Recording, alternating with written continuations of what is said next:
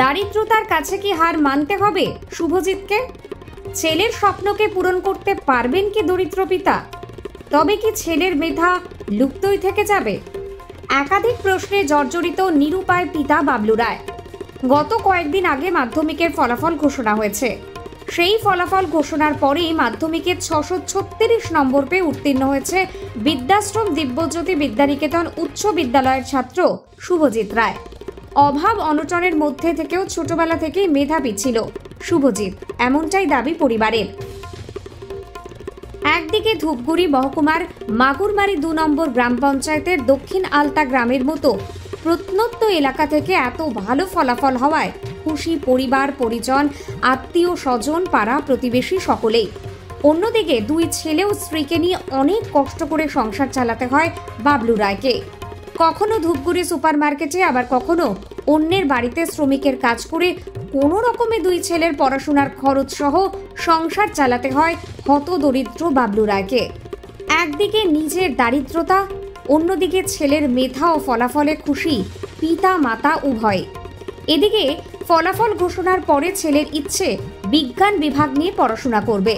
কথা মতো ছেলের স্বপ্নকে সফল করতে ছেলেকে ধূপগুড়ি উচ্চতর বিদ্যালয়ে ভর্তিও করিয়েছেন বাবলু রায়। তবে বিজ্ঞান বিভাগে পড়াশোনার জন্য যে খরচ বহন করতে হবে তা বাবলু রায়ের পক্ষে অনেকটাই অসম্ভব প্রায়।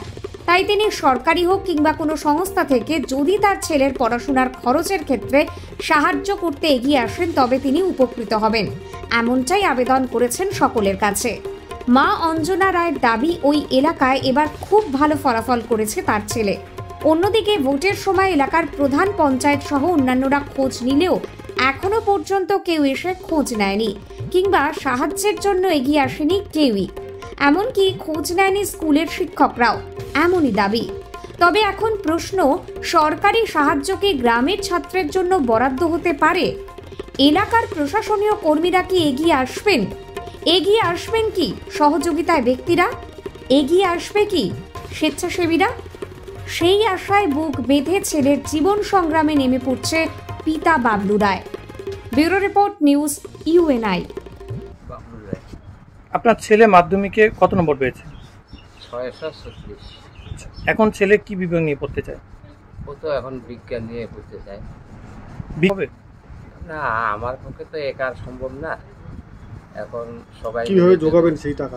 সেইভাবে যদি সবাই মিলে সাহায্য করে এবং সরকারি সংস্থা কিছু যদি দেয়, তাহলে না চেষ্টা করলে পারা যায় আর কি। কি করেন আপনি? আমি তো এখন মার্কেটে কাজ করি। পরিবারে কতজন সদস্য? আমার পরিবারে 4 জন। পড়াশোনা করে কতজন? 2 ছেলেই করে। মাসিক ইনকাম কত দাঁড়ায় আপনার এখন? মাসে ইনকাম আর কত, ওই 400-500 টাকা হাজিরা পড়ে পার ডে। কোনো রকমের সংসার চলে। 2 ছেলে পড়াশোনা করছে, এই যে আরো 2টা বছর পড়বে, কিভাবে করবেন? এখন তো আমার সেই রকম সম্ভব না, তবে চেষ্টা করে দেখব। ছেলের স্বপ্ন আপনার হাতে, সেই স্বপ্ন কি সার্থক হয়ে উঠবে? এখন দেখি, এখন চেষ্টা করে দেখি। আবার ছেলেকেও চেষ্টা করতে হবে। আরেক ছেলে কি নাম? ওর নাম সুজয় রায়। পড়াশোনা করে? ও পড়াশোনা করে, ও 12-এ পড়তেছে। ছেলের সাফল্যে কতটা খুশি? খুশি কি, আমার খুশি কি, এখন ওর তো খুশি নাই। ও যে রেজাল্ট আসার কথা, ওর থেকে এখন নাম্বার কম পাইছে, ওই জন্য ওর মন খারাপ। আপনি বাবা হিসেবে কতটা খুশি? আমি আবার কি খুশি, আমি না খুশি একটু। কতটা পাশে থাকবেন ছেলের? ছেলের তো পাশে থাকবো। কি চাচ্ছেন মানুষের কাছে? মানুষের কাছে আবার কি যাবো, এখন সাহায্য যদি কিছু করে মানুষে অনেকটা সুবিধা হবে আগামী দিনে পড়াশোনার ক্ষেত্রে। হ্যাঁ। শুভজিৎ রায়। কোন স্কুলে পড়াশোনা করেন? বিদ্যাশ্রম দিব্যজ্যোতি বিদ্যালয় উচ্চ বিদ্যালয়। মাধ্যমিক কত নাম্বার পেয়েছিস? মাধ্যমিকে 634। কি ইচ্ছা এখন, কি নিয়ে পড়াশোনা করে? এখন তো বিজ্ঞান বিভাগ নিয়ে পড়তে ইচ্ছা।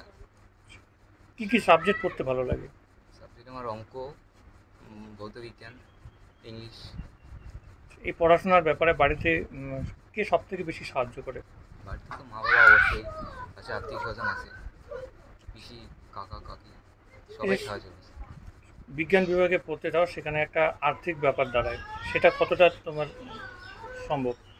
দেখুন, তো আমার বাবা একমাত্র উপার্জনকারী আমাদের পরিবারের মধ্যে, তাই আমাদের দুই ভাইয়ের খরচা চালানো তার পক্ষে সম্ভব নয়। তাই আমি চাই যে সরকার যদি আমাকে বা কোনো স্বেচ্ছাসেবী সংস্থা যদি আমাকে সাহায্য করতে পারে তাহলে খুবই উপকৃত হব।